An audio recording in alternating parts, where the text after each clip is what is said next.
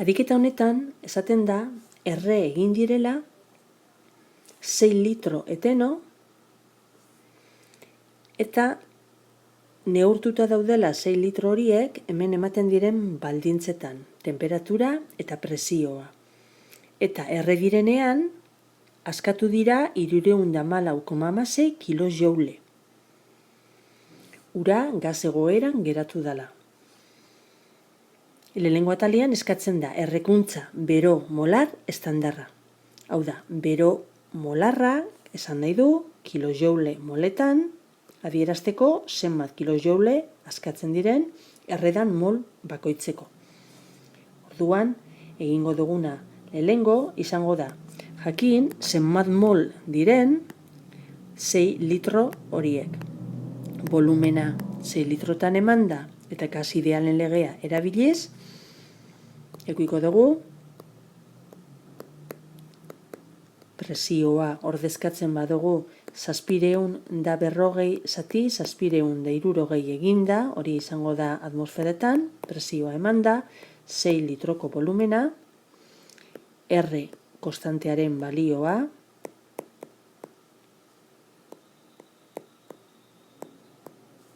eta temperatura 27 gradu kelbinetan eman da 300 kelbin.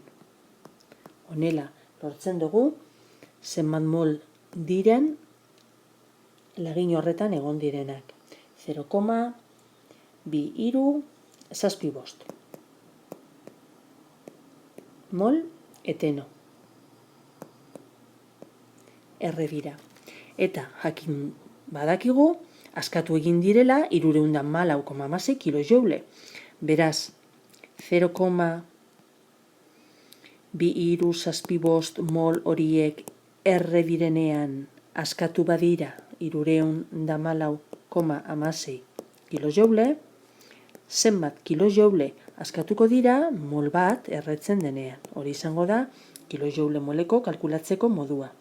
Beraz, lehenengo atalian eskatzen den emaitza da 314,6 zati 0,2375 eta lortzen dugu 1300 eta 27,89 kilojoule moleko.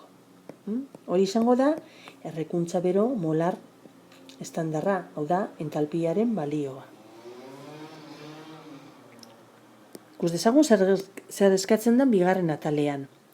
Ia zein den entropia aldaketa, hau da delta S, 298 kelbinetan, hau da baldintza estandarretan ere,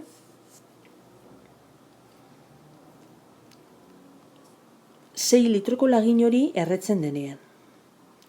Begiratzen badugu eta kontuz beti irakurri behar dituzu datuak amaierar arte, hemen ematen da ere delta G-ren balioa. Hau da, barne energia askea ero Gibbsen energiaren aldaketaren balioa. Eta hemen ematen da balio hori.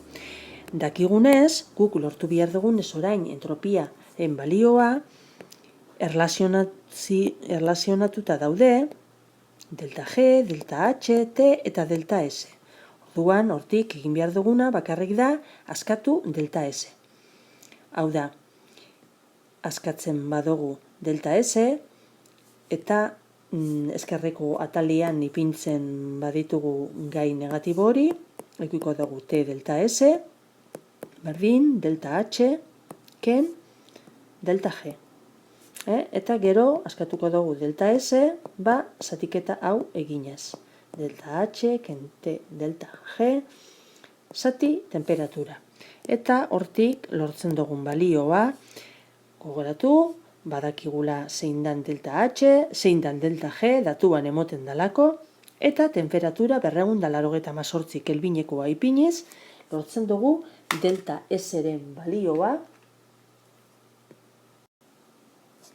delta S, 3000,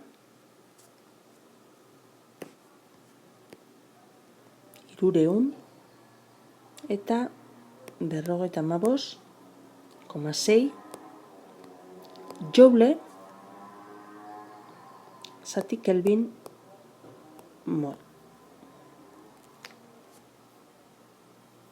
Edo kilojouletan 3,355 kilojoule moleko. Orduan, B atala erantzuta dago, C atala erantzutera goaz. Ia, zein temperatura tartean izango dan erreazio hau, errekuntza hori, berezkoa eta zeinetan izango dan ordea, behartua. Hau da, guk dakigunez, prozesua berezkoa ero espontaneoa izateko, delta G balio negatibo hartu behar du, zeinu negatiboa izan behar du. Noiz gertatuko da hori? Ikusten dugunez, delta G erlazio hau gordetzen du delta H eta kente eta delta S-rekin. Hau da, hau izango litzateke zuzen baten ekuazioa, nun jatorriko ordenatua izango litzateke delta H, eta malda izango litzateke temperaturaren koefizientea. Hau da, minus T delta S izango da malda.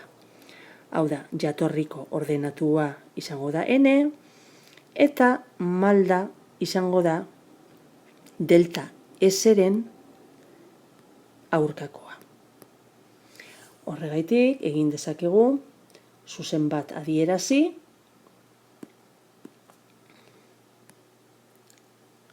delta G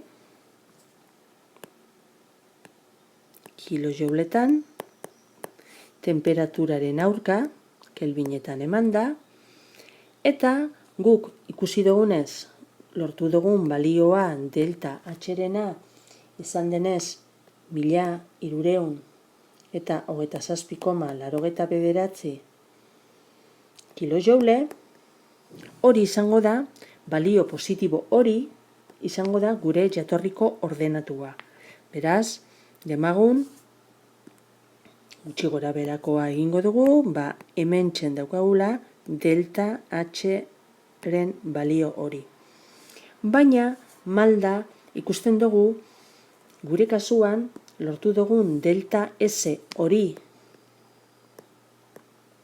izan denez, balio positibo hau, 3.355,6 joulekoa, edo joule Kelvin mol, edo 3,3 kilojoule Kelvin moleko, balio delta S-ek balio positiboa du. Hau da, erreazio honetan desordena irabazi egiten da, desorden gehiagorekin bukatzen du. Eta delta H-ren balioak esaten dugu beroa zurgatu egiten dela, erreazio endotermikoa dugula. Baina, hemen, guazen maldaren zeinua erabakitzera, ikusten dugu malda negatibo izango dela. Zergaitik, delta S positibo denez, lehen esan dugun moduan, maldak delta S-ren zeinu kontrakoa dauka. Orduan, gure zuzenak, berutz egingo du, eta holako zerbait lortuko genduke. Kontuan izan, hemengo balioak, inoiz ez ditugula lortuko, ze grafika hau hasten da 0 kelvinetik. Horbeto, beraz, hau ezabatuta agertzen bada. Baina, badaukagu orduan datu bat, eta da, delta G0 egiten denean, hau da, ardatz honekin ebaki puntu honetan, ekuiko dugula orekako temperatura. Ze hor, delta G egiten da 0. Eta hor sistema agertzen da orekan. Orekako temperatura. Zein da orekako temperatura hori, kalkulatuko dugu, ikusten dugun moduan, delta G 0 eginez. Delta G 0 egiten denean, daukagu 0 berdin, delta H, kente delta S Hau da, 0 berdin, 1307,89 kilojoule, kente, bider, kontuz, hemen jarri behar duzu, hau kilojouletan ipini duzu, beraz, delta S ere orain derrigorrez kilojouletan egon behar da. Duan hemen daukazu, ekuazio bat, eta hortik askatzen duzu T. Teren balioa da 385,8 Kelvin. Eta nahi baduzu 273 gradu kenduta edukiko dugu temperatura, baina gradu zentigradotan adierazita. Zer esan nahi du honek? Temperatura hori gaindituta, barkatu, hemen pintzen ari naiz temperatura hori, T0-ren balioa, 122,7 gradu zentigrado, temperatura hori baino altuagoak diren temperatura guztietan, hemendik aurrera, delta G balio negatiboak hartzen ditu. Ikusten duzu, ardatzaren azpitik daudela puntu guztiak. Orduan, prozesua berez gertatzen dela esan dezakegu, temperatura horren gainetik. 122,7 gradu zentigrado baino handiagoa diren temperaturetan. Eta behartua izango da, hau da, ez espontaneoa izango da, temperatura denean 122,7 gradu zentigrado.